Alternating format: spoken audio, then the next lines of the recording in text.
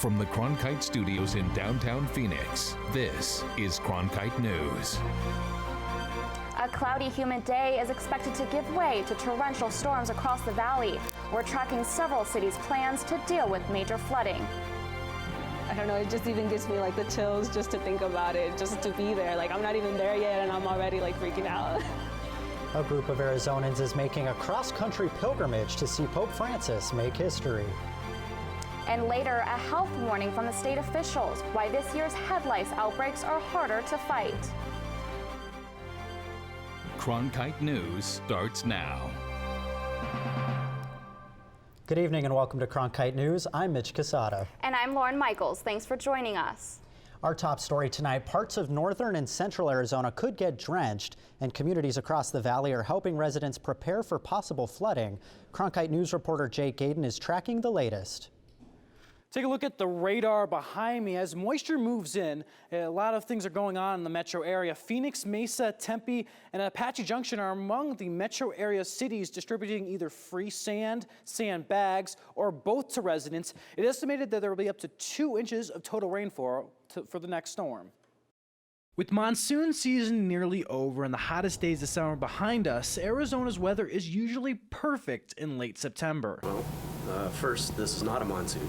Steve Waters, the floodwater branch manager from the Arizona Flood Control District of Maricopa County, says this storm is different than others. What we're seeing today is the remnants of a tropical storm moving up from Mexico, and it's going to be interacted with a Pacific front that comes through tomorrow.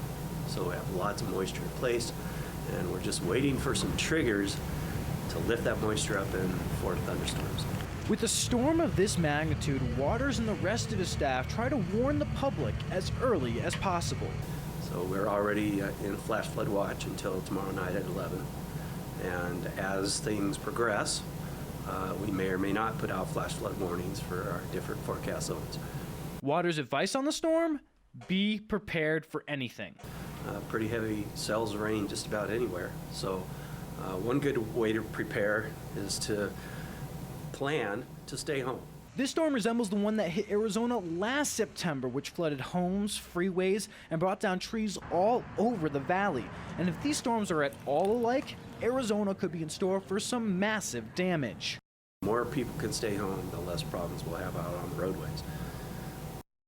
Now, according to Waters, the storm has just begun. He's predicting the storm to be at its worst during tomorrow's rush hour during the morning, which may lead to massive problems across freeways across the state. Jake Aiden, Cronkite News. The Phoenix Office of Emergency Management and Homeland Security also will be closely monitoring any threat of flash flooding from the city's Emergency Operations Center. The EOC provides real-time connectivity between the city, county, and greater Phoenix metro area. The street transportation and public works departments have crews on standby, and they have prepped all storm response equipment, making sure that critical catch basins are clear to ensure proper water drainage. The rain we are seeing today could continue into tomorrow, leaving behind several inches of rain. The city of Tempe is encouraging its residents to be prepared. Sandbags are also available at 2 locations, at the Tempe Field Operations and Benedict Sports Complex. Tempe is also asking residents to help each other by reporting storm damages using the new GIS map. People can add downed trees and flooded streets to the map so that crews can be sent out to clear the damaged areas. Visit the website at tempe.gov/monsoons for more information. The search for a 6-year-old Hilldale boy continued today in Utah. The last known victim of the flood has still not been located by searchers and volunteers. Sunday was designated as a day of rest as hot temperatures started to take a toll on responders. They have been working 10-hour days searching for Tyson Black. In total, 13 women and children were killed in the Hilldale flash flood last Monday. The future of Arizona transportation was discussed at length in a forum involving local leaders today. Cronkite News reporter Wafa Shahid joins us with the details. Wafa? More public transportation, using technology to enhance public transit, and how to pay for it all were all some of the ideas discussed at the Beyond Traffic Forum today. Well, I think that the first thing we have to do is that we have to kind of make transportation sexy. Ask any commuter. They'll tell you they spend a lot of time in traffic. Today, local and national transportation leaders gathered to take a look at some possible solutions. Phoenix Mayor Greg Stanton and the Deputy Secretary from the U.S. Department of Transportation hosted the event. The idea? Get local leaders together to try to find solutions to our transit troubles. Local leaders emphasized passing legislation that will not only make Arizona more traversable, but will also benefit Arizonans. I'm really passionate about what they call transportation equity. And really, that is something that you can interpret in many different ways. But as the mayor of a West Valley city that is the far northwest corner of the region, equity to me means being fully connected to all of the region, and that includes the Northwest Valley. I think that for so long we have believed that the road is there and therefore it should just always be there. But somebody's got to pay for that pothole. Someone has to pay for the new asphalt that gets laid down as the sun erodes it over time. Technology was a reoccurring theme, but top of mind for most, how to keep funding flowing. I think the area that is most important to me is the financial side. It's most important because the reality is we can't accomplish building any of these things if we don't find a way to pay for it first. The passing of future Arizona transportation legislation will dictate whether the ideas discussed at this panel will materialize in 2016 and beyond. In the Broadcast Center, Wafa Shahid, Cronkite News. This week marks the first journey to Cuba and United States for Pope Francis. He arrived this morning in Holguin, Cuba, where he was greeted by thousands of Catholics. This is the first time he visited the city. He led Mass today and will be in Cuba till Tuesday, when he flies to Washington, D.C., where he meets with leaders and is set to speak in front of Congress Thursday. Governor Doug Ducey, a lifelong Catholic, was invited by President Barack Obama to meet the Pope at the White House on Wednesday. He's traveling with his wife Angela to Washington for a White House event and then will be in attendance as Pope Francis addresses a joint session of Congress. Some other Arizonians are also making cross-country trips to Philadelphia to see the Pope's visit there. Cronkite News reporter Jennifer Souls caught up with some very exciting families on a spiritual journey. This is our prayer wall. And this is our family. Gilbert resident Elizabeth Nance is taking her family of 5, including her young granddaughter, to Philadelphia in hopes that they gain a deeper understanding of their faith. And so that's my goal, is to take away that they meet the head of the Catholic Church and to know that he's the rock. And why is he the rock? And why do we call him the Pope? And why is he the Holy Father? And the excitement keeps building among Arizona Catholics, including this Phoenix youth group. He's one of the descendants that Jesus left for us, so we could follow him. That's just, I don't know, it just even gives me like the chills just to think about it, just to be there. Like, I'm not even there yet and I'm already like freaking out. Adding to the thrill, this is the first Pope from Latin America. And he has his insights in it, and he has had to go through that himself, and to know that there's someone who's actually there to support us and to help us through it is just an amazing feeling. Because of their devout faith, these Arizona Catholics are willing to travel far and cope with large crowds. At first I got his parade route, and then I looked it up on the internet, and then I looked up all the hotels that were on the parade route, and just kept calling around until I found a hotel that was actually on the parade route. Many people making what some may call this modern-day pilgrimage don't have tickets to any of the events, but they're still willing to travel 2,300 miles from Phoenix to Philadelphia just to be in the presence of the Pope. In Phoenix, Jennifer Souls, Cronkite News. Now to the latest in the race for the Republican presidential nomination. Carly Fiorina is on the rise after the latest GOP debate, according to a new CNN poll. Before the debate, Fiorina only had 3% of the vote. Donald Trump led with 32%, with Ben Carson in second with 19%. Fiorina soared to 15% after the debate, while Trump fell to 24% and Carson fell to 14%. Now more people know who I am, and we know, based on what's happened before this debate, that as people come to know me and they understand who I am and what I've done, and most importantly what I will do, they tend to support me.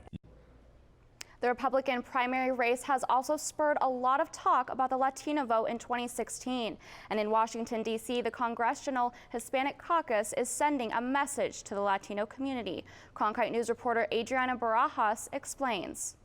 Members of the Congressional Hispanic Caucus gathered outside the Capitol to send a special message to the Latino community in honor of Hispanic Heritage Month. Those that are mad at politics, they're mad at hearing about their family members being murdered and rapists, knowing that their uncles and their dads and their parents worked every day hard just to bring home the American dream. His message for the Arizona Latino community was very clear. The way for you to get your revenge is to register to vote this year and to get out there and vote for the candidates that are going to protect your community. Some members are the embodiment of that success. People like Congresswoman Norma Torres, who talked. A girl that came to the U.S.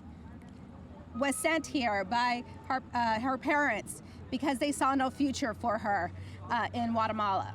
Their future would be the American dream. Little girl was not a rapist. That little girl that came to the U.S. was not a drug dealer. That little girl is now a member of Congress.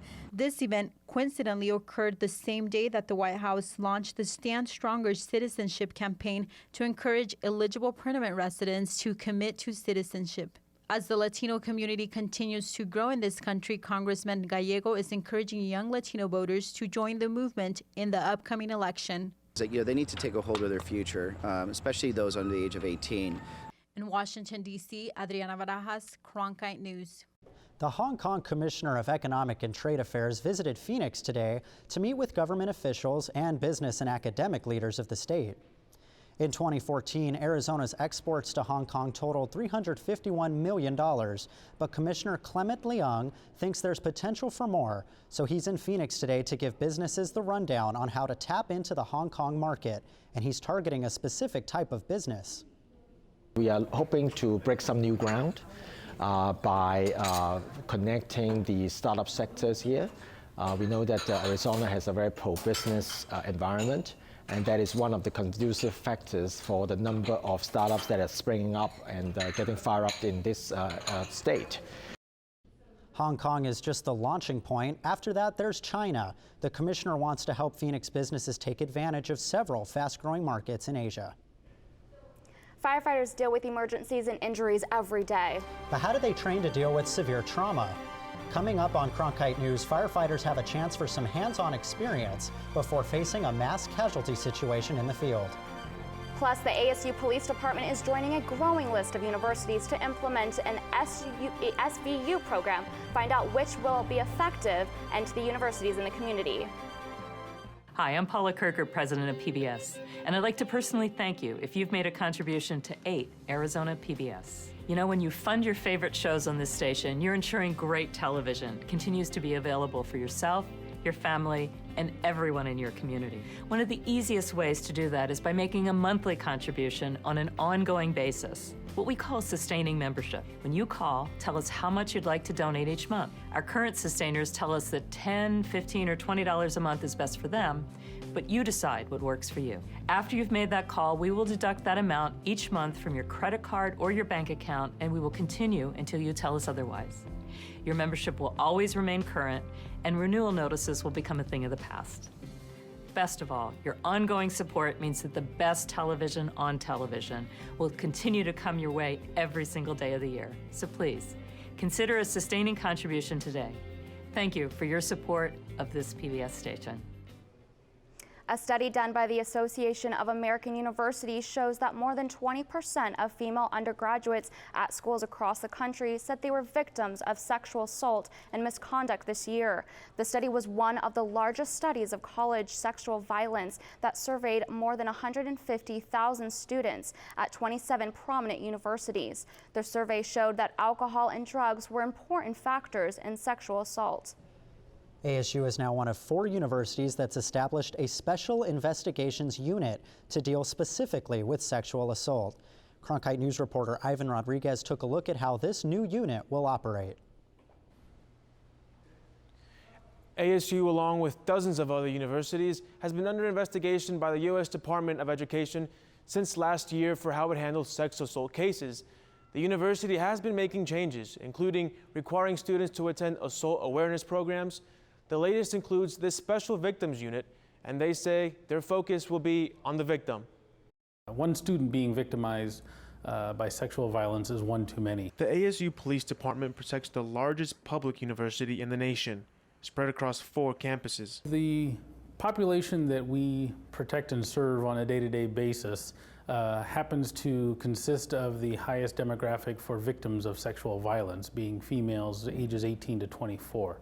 The new Special Victims Unit will focus not just on sexual assault, but dating violence, domestic violence, and crimes against children. But no matter the investigation, the 5-person investigative team wants to help the victim get through the traumatic event. We want to help the victims find justice for their situation, and at the same time, if we create an environment where victims feel comfortable working with the police department and the university when they're having to go through these investigations, we're hoping that that word gets out so that other victims feel more comfortable to come forward with their stories. The group Students for Consent, which tries to educate students on how to prevent sexual violence, agrees with the department's focus on the victim. I am glad, though, that ASU is taking the steps forward to take care of their student body and make sure that the cases that come to their desk are taken with appropriate care and that the victims are kept in mind as they are going through this, at times, really traumatic process of having to relive and explain and be interrogated.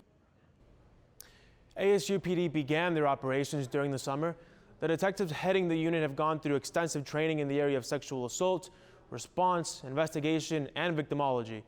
In the broadcast center, Ivan Rodriguez, Cronkite News. When lives are at stake, hands-on training is critical. Paramedics with the Phoenix Fire Department were able to practice their response in a training drill at the U of A's Health and Innovation Building. They practiced on lifelike mannequins suffering severe injuries. And we want to warn you, the video you're about to see is very realistic. The drill, a mass shooting incident. Massive injuries not seen every day in the field. So this simulation lab helps give the paramedics hands-on experience. One member of the Phoenix Fire Department said that familiarizing yourself with the process and equipment can win in the race against time to save a life. So the simulation lends that ability to run through some actual incidents and get your hands on, and we've been able to use some of these mannequins and everything else in order to practice needle decompression or to practice packing a wound that is bleeding. Stevenson said every firefighter and paramedic in the department will be trained with mannequins and simulations to make them ready for the field. A new study shows that Arizona is one of the 25 states with a bug. And not just any bug, a super type of lice that's hard to kill. Coming up on Cronkite News, hear what local experts suggest you do to keep yourself safe and itch-free. The easiest and best way to support 8 Arizona PBS is by becoming a sustaining member. Your monthly contribution of $5 or more comes directly from your bank account or credit card, so you know your membership is always current. It also means no more renewal notices in your mailbox. So more of your dollars go to the programs you love. It's convenient for you, greener for us, and better for the planet. Become a sustaining member today. Tap into the art scene from coast to coast. Join the Art Beat Nation, a weekly series where you'll experience a rich cultural tapestry of art stories from across America. Meet artists, writers, composers, and performers setting the pulse of the arts in America now.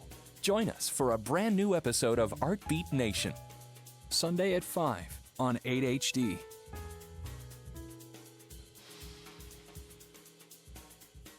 When you want to be more connected, friend us on Facebook, follow us on Twitter, watch us online.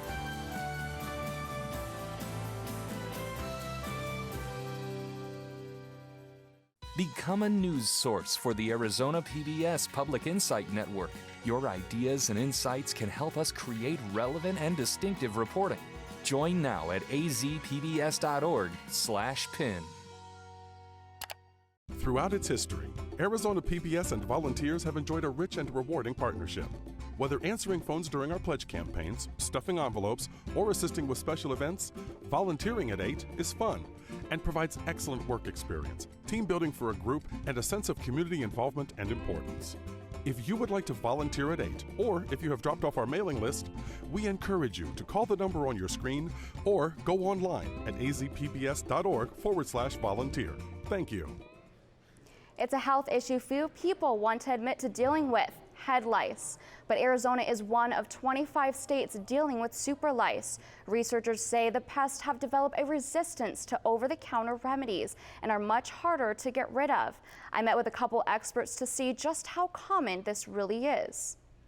Someone that you are friends with has lice. It's all too common for kids to find themselves in the chair due to head lice. Jordan, a 6th grader, is back after 2 weeks of being bug-free from her first treatment. I'm back here for a checkup for the second time, and they found 2 more bugs. I don't think I'd ever be able to do it on my own. Lice is a common problem. According to the CDC, there are roughly 6 to 12 million infestations in the U.S. each year. And now over-the-counter remedies may not be working as well. The term super lice does not imply that there's something that's untreatable. It's still treatable. There's prescription routes. But again, there's a lot of information that's out there. Many are turning to lice treatment centers to help get rid of the bugs. So this is a baby, a teenager, and an adult. The advice from the pros. Like I said, the really only effective way to remove head lice is by combing. And use a comb with very small grooves. If you don't, it's not going to get a nit off the hair. And a nit is an egg, and it's on one side of the hair shaft, and it's very sticky, and it's very hard to remove. As for Jordan, now bug-free, her grandma will continue to check her and advises many to do the same for their kids. They need to be vigilant about the nurses at the school not letting children back unless their heads are clean, and to check the children's heads thoroughly. Top myths: lice has nothing to do with hygiene. They don't fly, they jump. And they crawl. Lice can't live on pets, and they don't live long if they're not near a source of human blood. Children with terminal illnesses can have their dreams fulfilled by organizations like Make-A-Wish. But did you know a similar program exists for U.S. veterans? Coming up next on Cronkite News, we introduce you to one Arizona family making an inspiring visit to the nation's capital. Fridays, it's at Cronkite News, your social sharing connection where you choose the news. Facebook likes and shares, tweets, retweets, and favorites. YouTube views and subscriptions. We're watching you watch us.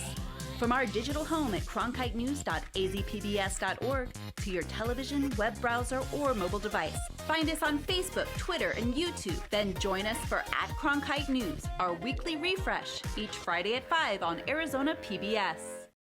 Tickets are available now for one of the most anticipated luncheon events of the year. Join industry leaders from the worlds of media, politics, business, and education as we honor award-winning news anchor and late-night host Charlie Rose, this year's recipient of the Cronkite Award for Excellence in Journalism. The event takes place at the Phoenix Downtown Sheraton on Monday, October 19th at 11:30 a.m.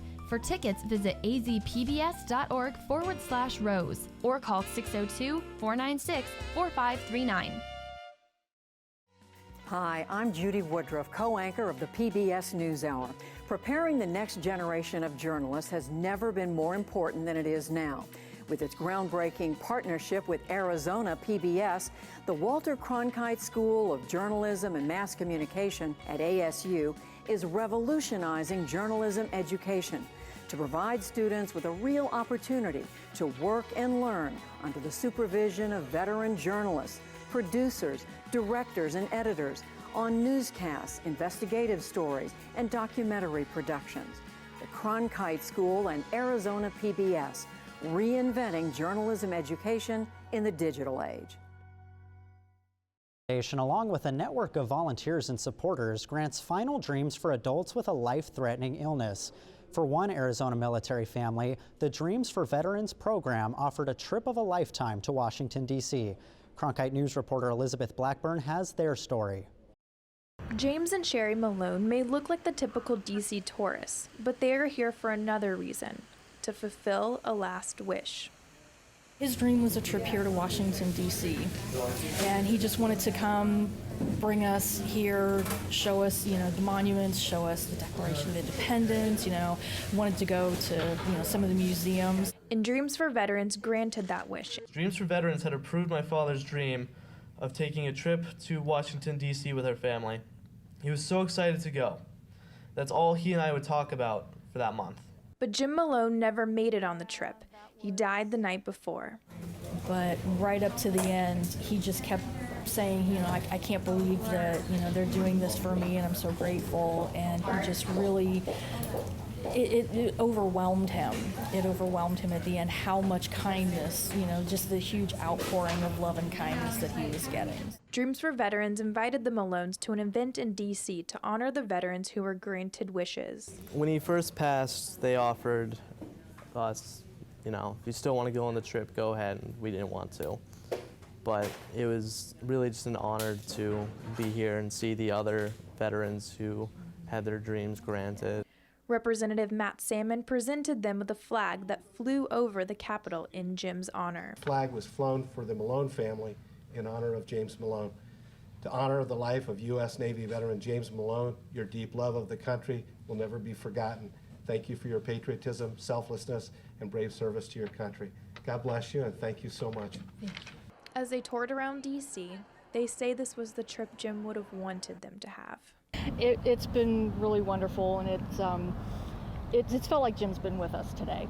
It was a last gift from him that we got to do this. In Washington, D.C., Elizabeth Blackburn, Cronkite News. Cronkite News is proud to be the news division of Arizona PBS. Here's what's next on Arizona Horizon and PBS NewsHour.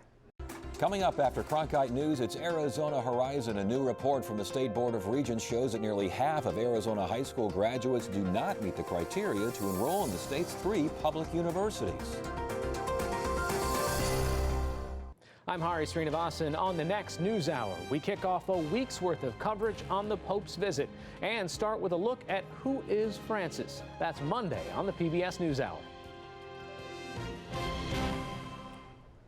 That's it for Cronkite News tonight. Thank you for joining us. For top Arizona stories anytime, go to cronkitenews.azpbs.org.